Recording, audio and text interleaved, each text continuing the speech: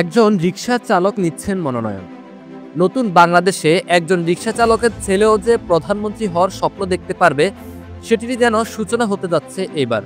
জুলাই গণ অভ্যুত্থানের অন্যতম আলোচিত সাহসী রিকশা চালক সুজন এবার নিতে যাচ্ছেন জাতীয় নাগরিক পার্টি এনসিপির মনোনয়ন।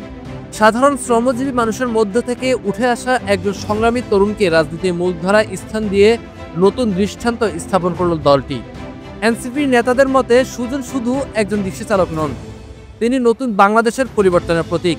আন্দোলনের দিনগুলোতে তার ভূমিকা, মানুষের প্রতি দায়িত্ববোধ এবং নির্ভীক অবস্থানই তাকে মনোনয়নের যোগ্য করে তুলেছে। সামাজিক যোগাযোগ মাধ্যমেও বিষয়টি ব্যাপক আলোচনার জন্ম দিয়েছে। নেটিজেনরা বলছেন এটাই সমতার রাজনীতি, যেখানে সাধারণ মানুষের কণ্ঠস্বর আসল শক্তি। অনেকেই এটিকে নতুন বাংলাদেশের রাজনৈতিক সংস্কৃতির ঐতিহাসিক মুহূর্ত হিসেবে আখ্যা দিচ্ছেন।